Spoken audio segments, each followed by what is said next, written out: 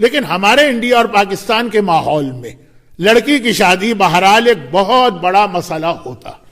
ایک خاص عمل عرفات کے دن بیٹیوں کی شادی کے حوالے سے بتایا گیا، اور میں ہر سال حج کے موقع پر یہ عمل کرتا رہتا ہوں. مومنین اپنے نام دیتے ہیں تو وہ لسٹ ہی اتنی بڑی ہو جاتی تھی آخری 2 سالوں میں کہ میں نام نہیں لیتا تھا کہ بھئی اگر یہ نام لوں گا تو آدھا تو اعمال کا وقت اس میں ہی چلا جائے گا.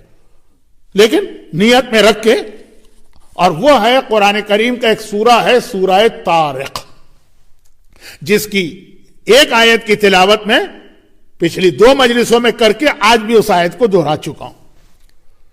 عرفات کے دن 3 مرتبہ اس سورہ کی تلاوت کی جائے، یہ خاص بیٹیوں یعنی لڑکیوں کی شادی کے حوالے سے بہت ہی مجرب عمل ہے. جیسا کہ میں نے کہا کہ مسئلہ تو لڑکوں کے لیے بھی ہوتا، لیکن ہمارے انڈیا اور پاکستان میں ایک زیادہ تصور لڑکیاں یا بیٹیوں کے حوالے سے ہے. سورہ طارق 30ویں پارے میں ہے.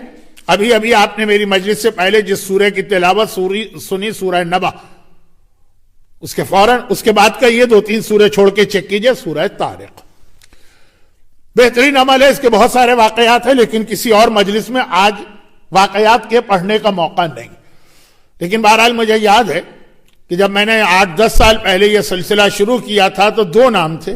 پچھلے سال 2500 نام میرے پاس تھے ان بچیوں کے، اور یقیناً ہر سال فائدے ہو رہے ہوں گے تبھی لوگ ایک دوسرے سے کہتے تھے. تو یہ تو میں نے ایک ضمنی بات بتائی کہ بہت ہی مجرب یہ سورہ ہے بیٹیوں کی شادی کے لیے.